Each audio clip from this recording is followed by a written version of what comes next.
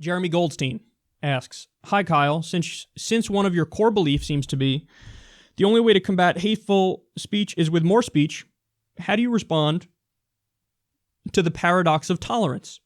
The paradox that hypothesizes that if a society is tolerant without limit, the ability to be tolerant will eventually be seized or destroyed by the intolerant. That in order to maintain a tolerant society, the society must be intolerant of intolerance. That's a very good question. So I don't fully understand the question, to be honest, because if by being intolerant of intolerance, you mean we should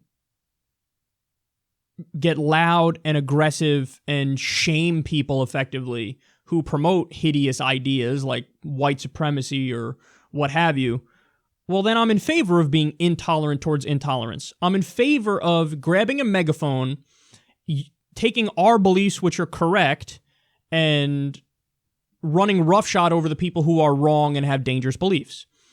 I'm in favor of that kind of intolerance of intolerance.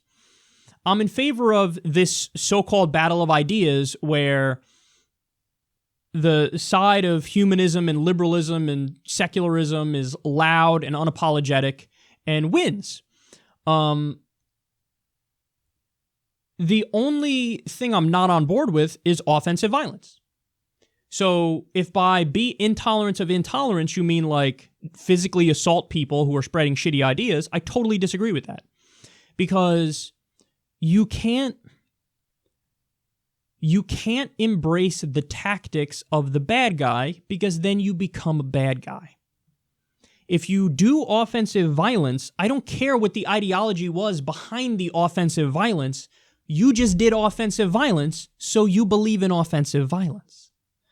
You know, because that logic, it's the same logic, honestly, of the neoconservatives. What do they say?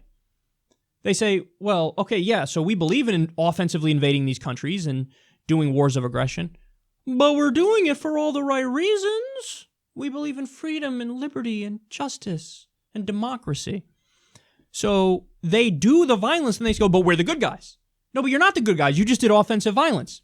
So you see a lot of that with Antifa, for example, where they want to like punch Nazis and shit, and they think they're being super brave. But no, in reality, what you're saying is we believe in offensive violence. So we have, oh, look at our beliefs though. See, we're all for peace and love and tolerance and all this great stuff. But sure, we just did offensive violence, but we did it in service of good ideals. That's like saying, I'm fucking for virginity. That doesn't make sense now, does it? That's a contradiction in terms. I believe in offensive violence, but I'm a good guy. No, you just did offensive violence that is by definition bad. So the real paradox to me is, are you going to become the devil that you're trying to avoid? Yes or no? So I'm in favor of being intolerant of intolerance, but in just every way except physical violence. I think that's pretty straightforward. So that's the way that I'd answer that paradox.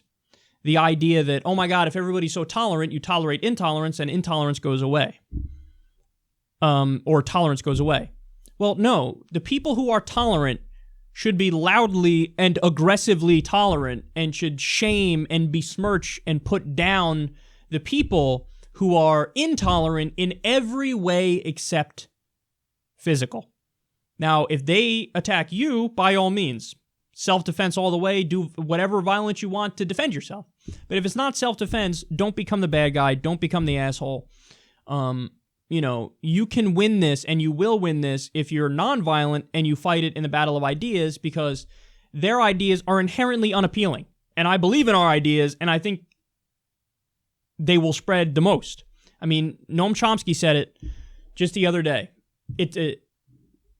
Antifa are a gift to the right because it allows them to play the victim and to gain more popularity and to spread that way.